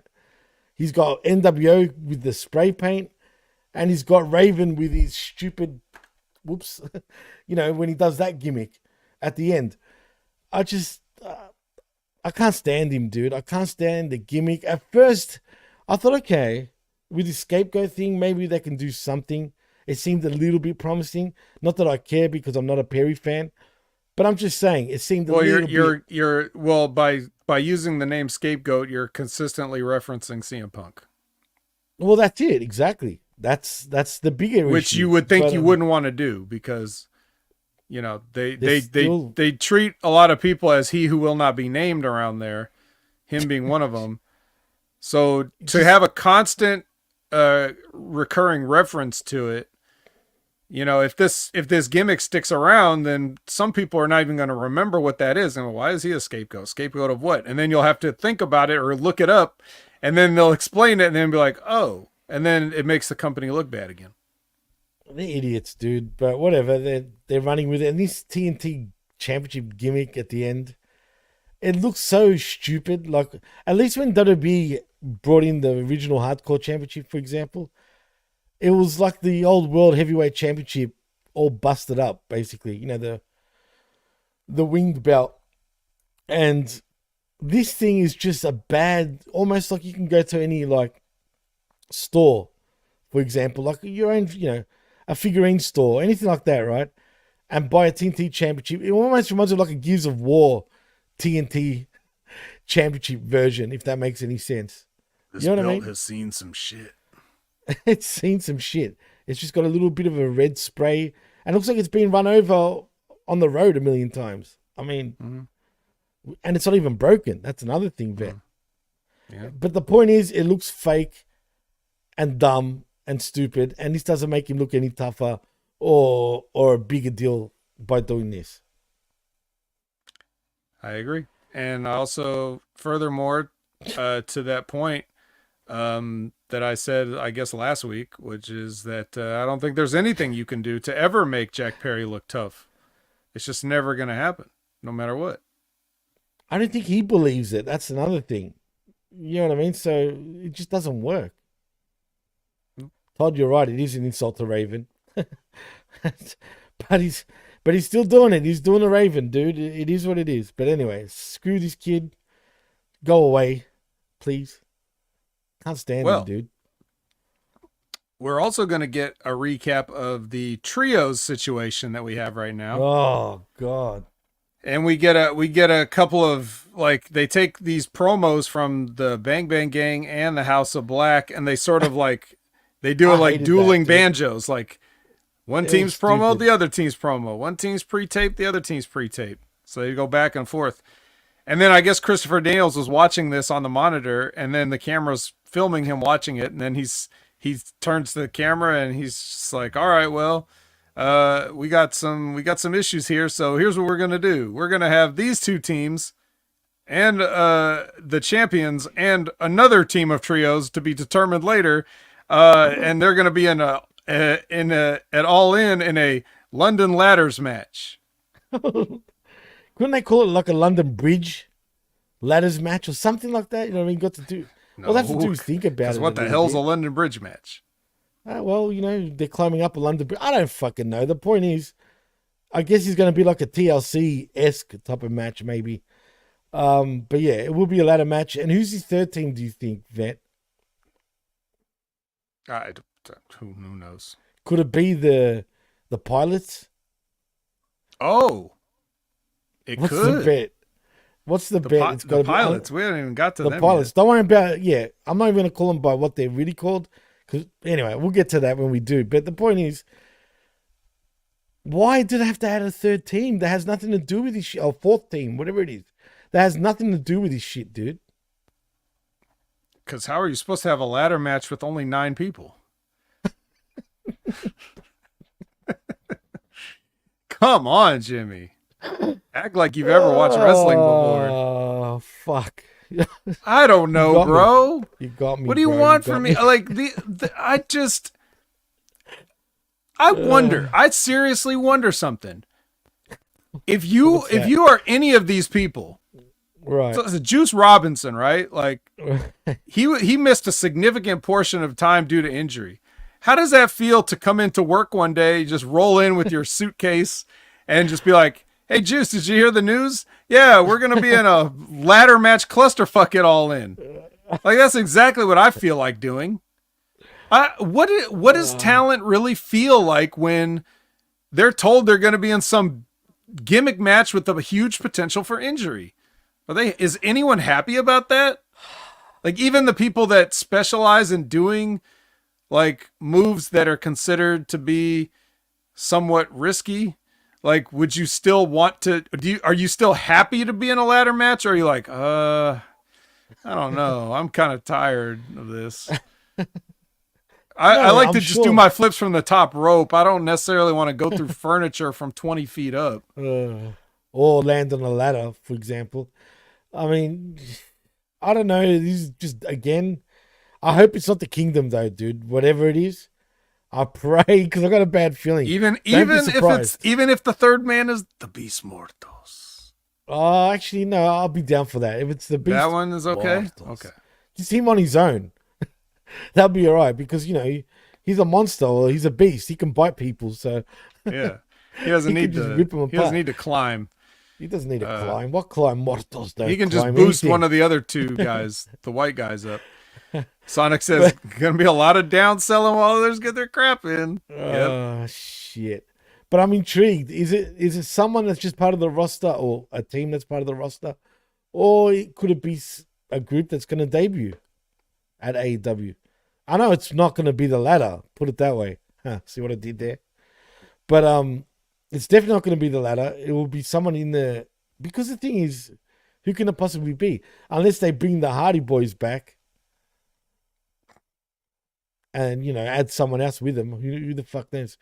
Who knows, man? I mean, I don't know and I don't care, but this is a stupid move. They should have never done that. But most importantly, I feel bad for more. You brought up Juice Robinson. I tell you now, House of Black would not be happy about this match. Guarantee it. Right. I personally, and all they ever have, it seems like, gimmick matches or garbage matches or whatever. And you've got these three guys, right, that are this collective of dark forces, whatever the hell they are, right? You telling me you can't come up with a simple storyline for these guys? Like, I mean, that actually matters. Well, what am I saying there? For audio only, I'm shaking my head no. Just in case anybody couldn't see that. Well, all right. Now we have Claudio Castagnoli versus Lio Rush for no reason whatsoever.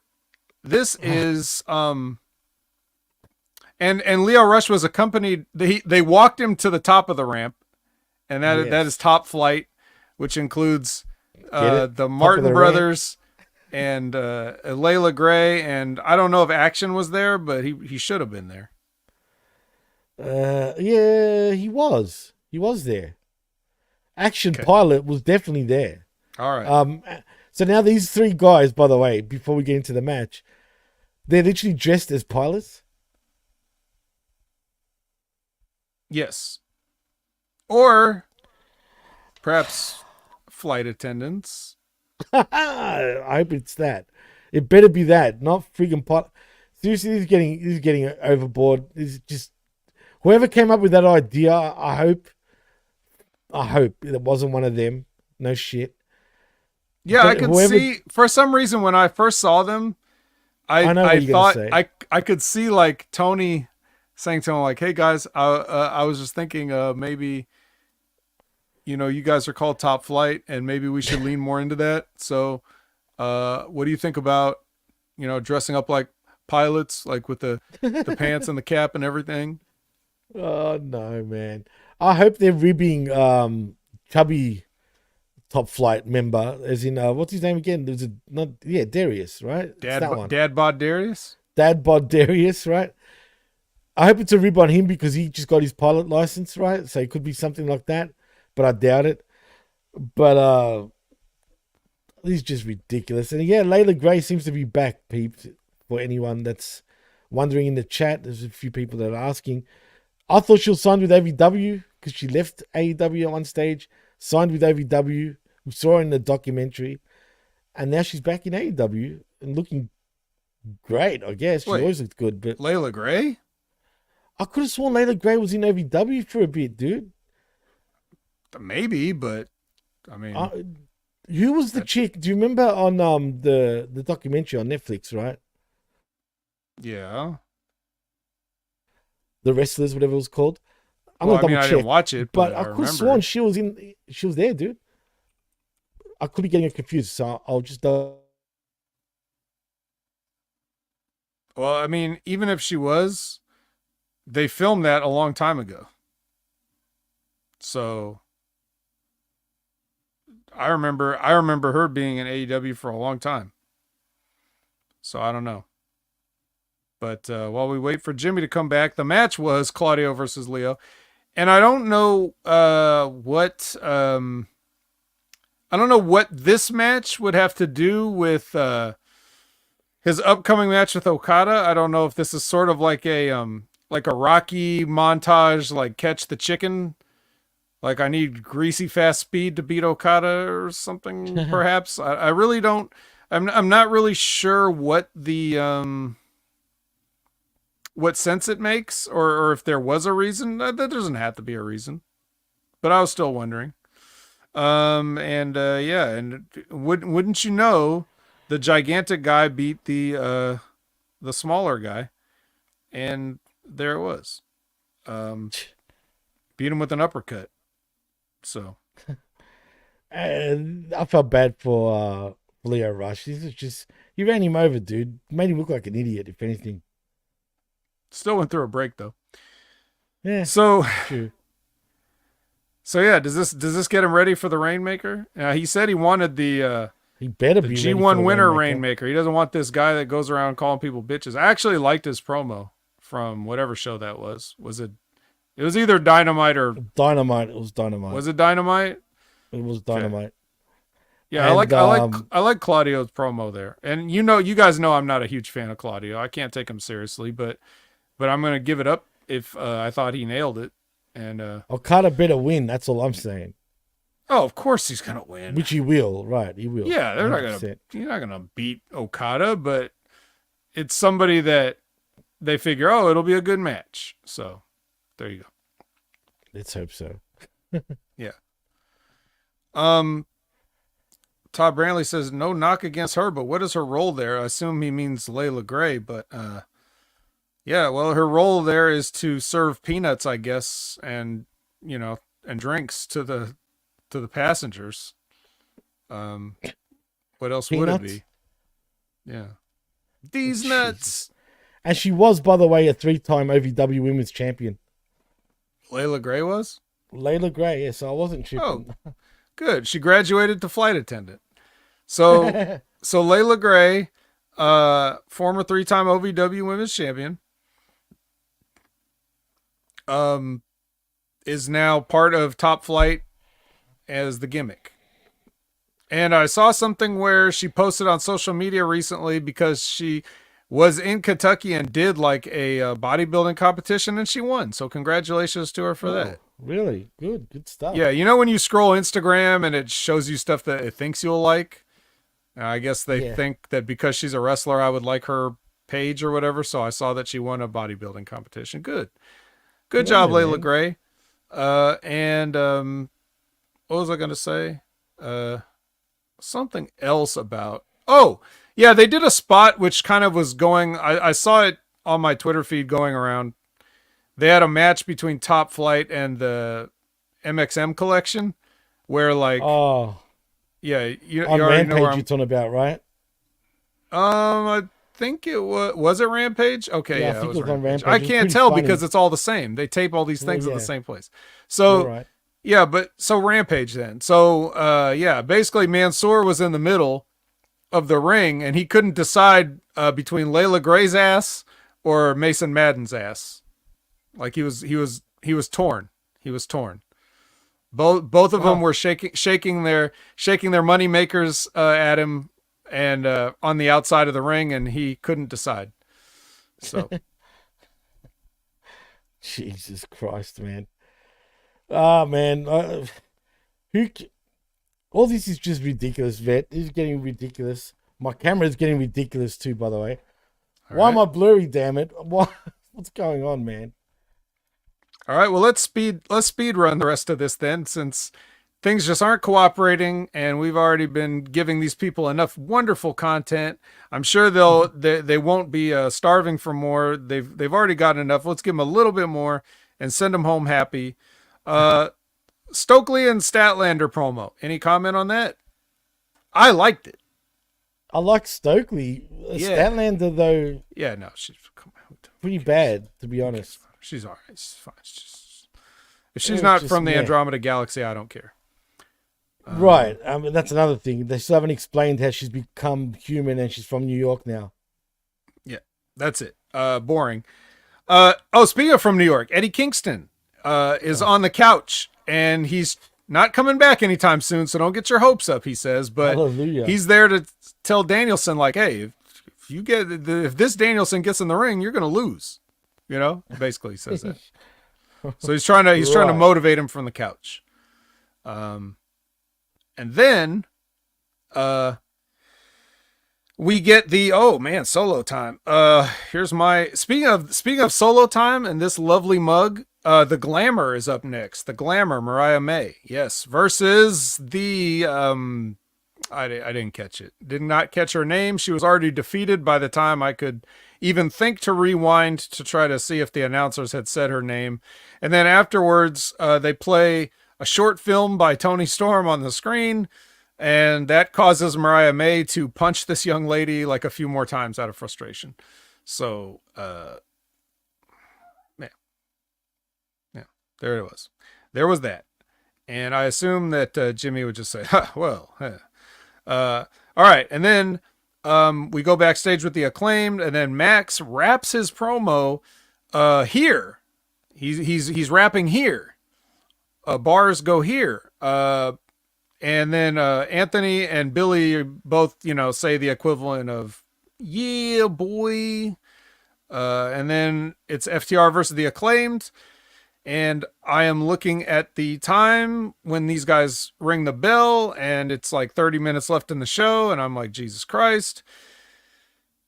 And then I didn't even think about the fact that they were going to probably do a draw, even though I didn't think they would have a decision, but I didn't think about a time limit. I just thought there was going to be like a double DQ or a double pin or, like a dusty finish type thing or something like that.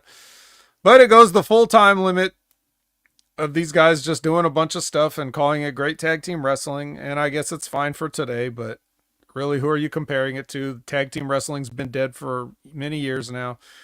And these guys really ain't doing nothing to revive it, so to speak. And then afterwards, while they're arguing about like, well, what does this mean? Who's going to go to Wembley? Who's going to Wembley? Then they sucker punch Billy Gunn for whatever reason. And then that turns into a schmoz. And then Tony Schiavone says that Tony Khan just told him it's going to be a three-way, which we already knew was going to happen. So we got to get as many multiple tag team matches as possible at All In, because I'm sure that show's not going to be long enough. So we're going to have to make sure that everybody gets on it in the fewest amount of matches possible. So we're going to have a 12-man ladder match, a 6-man tag team championship match, and so on and so forth, yada, yada, yada. Jimmy, are you there? I am here, fortunately or unfortunately. But why is this a blood feud suddenly? Because they're the only two that are taking tag team wrestling seriously. I guess. Max Caster now is a serious wrestler now, right? Like no more fucking around. He's just Does he even rap anymore? Is he even rapping?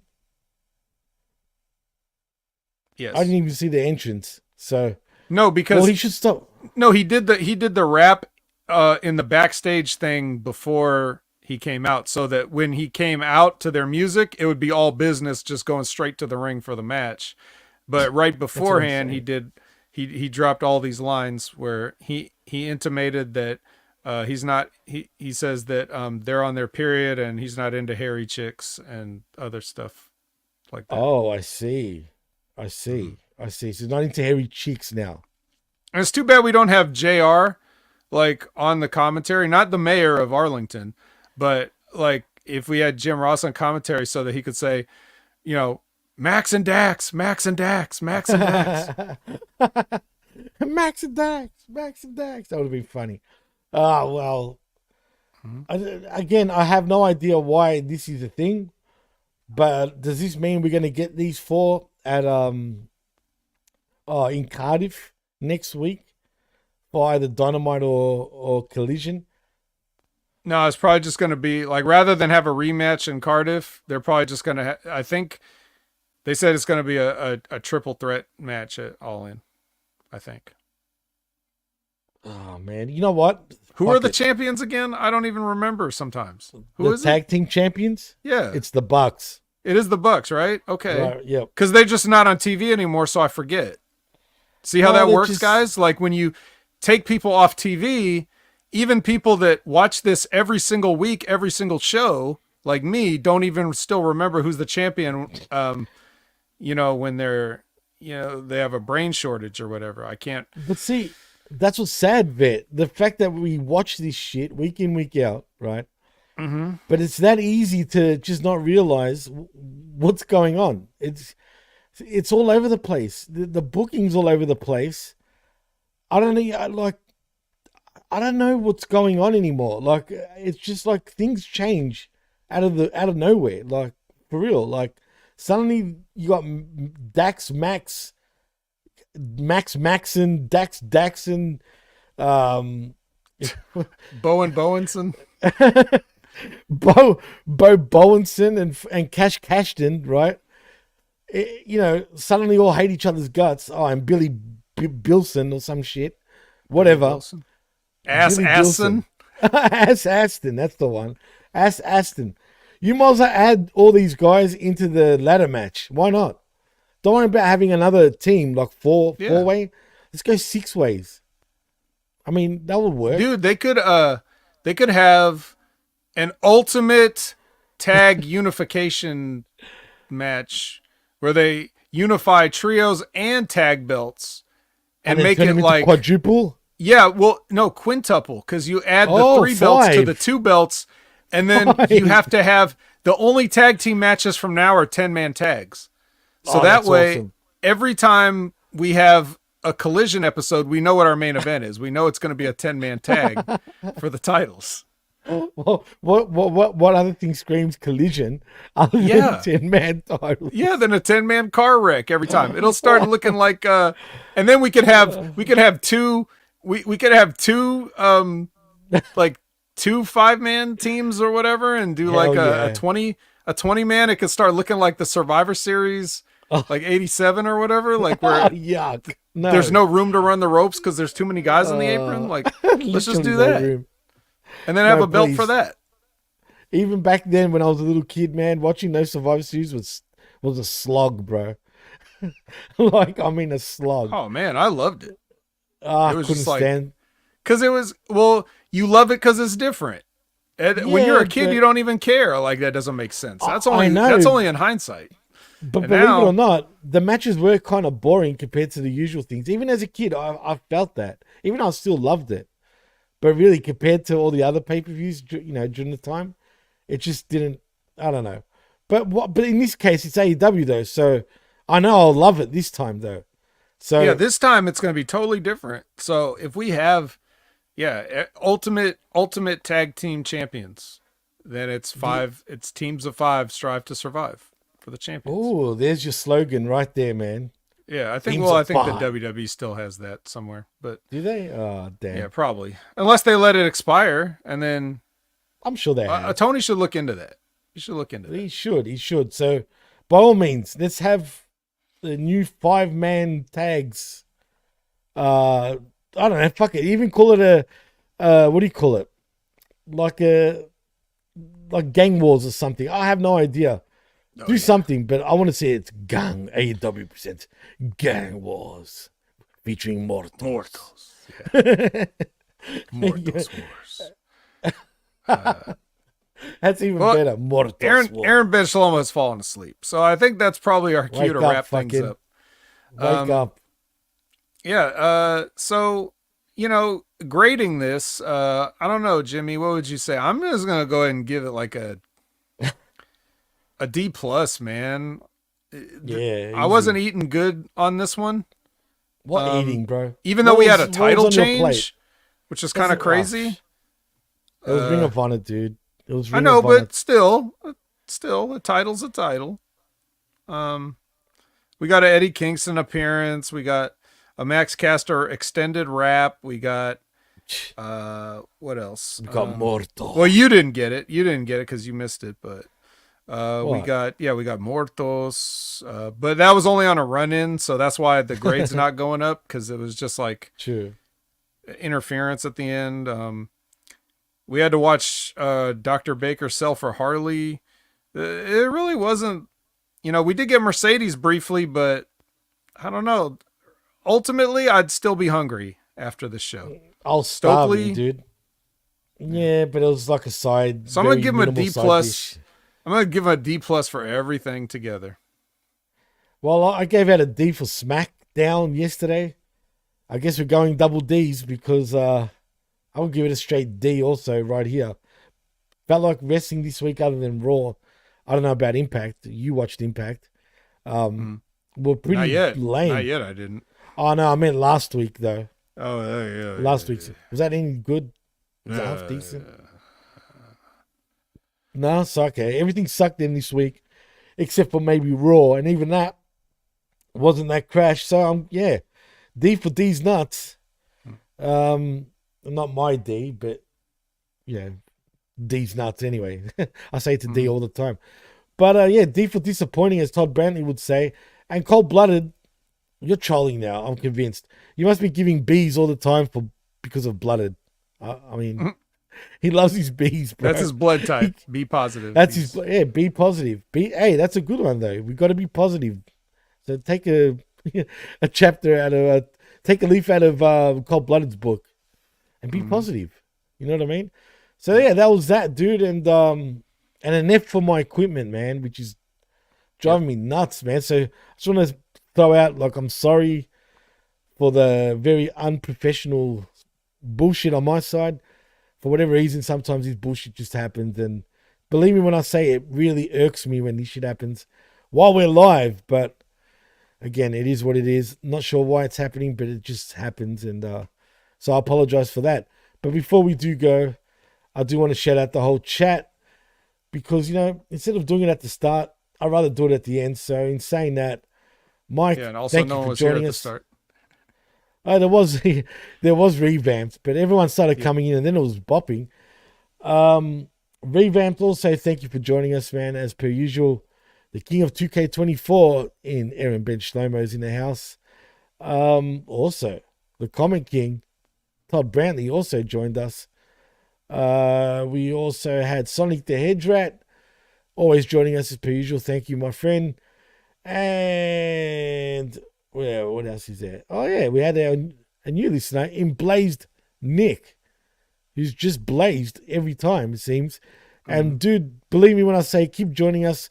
We've got a whole bunch of great shows, not just, with myself and the vet, but many others that you will enjoy. I promise you that.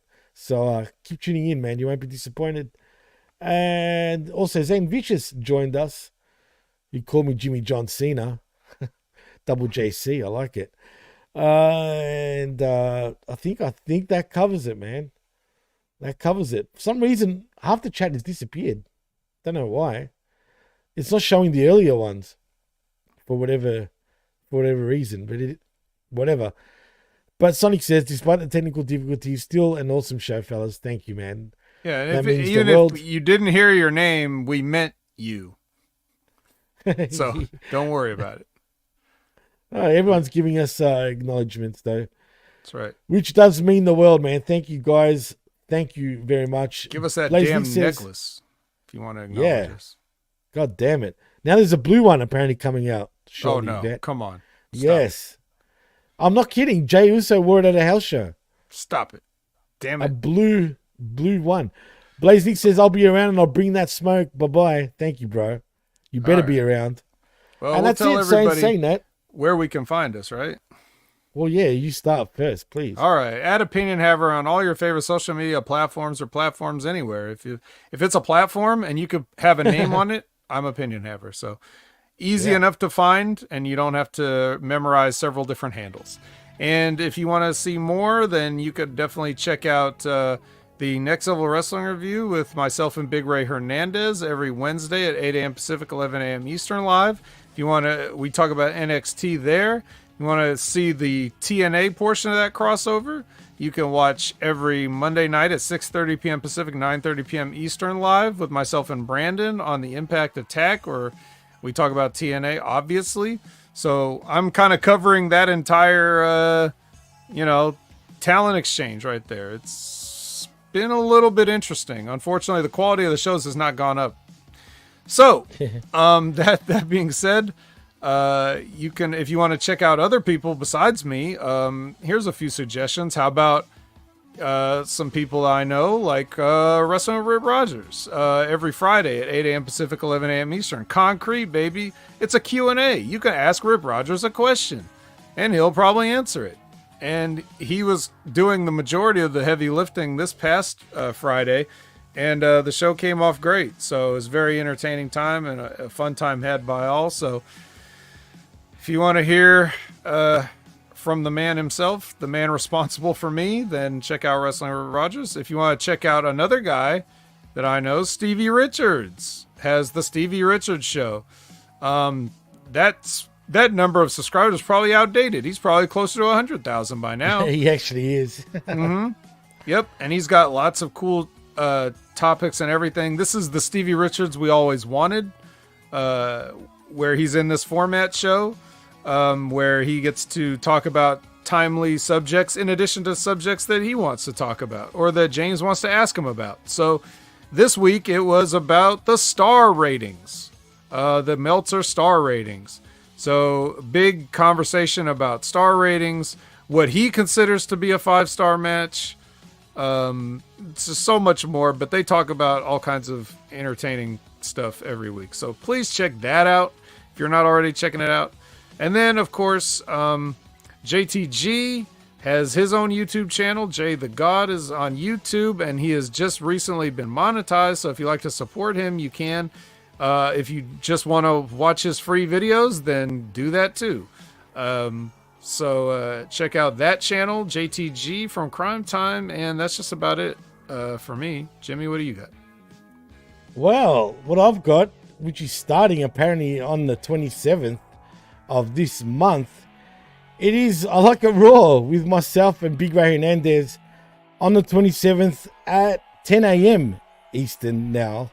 Not 11 a.m. Eastern, but 10 a.m. Eastern, 9 a.m. Central. It's pretty early, but they'll be starting apparently on the 27th, so look out for that. Also, join us every week for the Smack Attack with myself and John Enright, who covers SmackDown week in, week out, right here on the same channel. But also, as you know, obviously the Wreckage every week, but this is the Wreckage. But if you want to follow me, you can on the X at DJ Massive X and also at the PWC Network. Most importantly, though, like and subscribe right here at channelattitude.com with $5. Not only do you get the realest, but the best talk in all of pro wrestling. And also at Hamin Media Group.podbean.com for all our affiliate shows and the PWC Network.podbean.com. Subscribe anyway. New shit will be coming out very soon. There's something in the works as we talk right now. But I just can't give you the exact date on when that's happening, but it will be something very soon. So that's about it, Vet. So in saying that, I think we got a bit of due. Bid all of you are due. So in saying that, I am Jimmy T. That is the Vet, Jamie Williams. And you've been listening and watching the Wreckage. Right here on Hamin Media Group and channel attitude.com after the fact. And we're out. A peace and a thank you.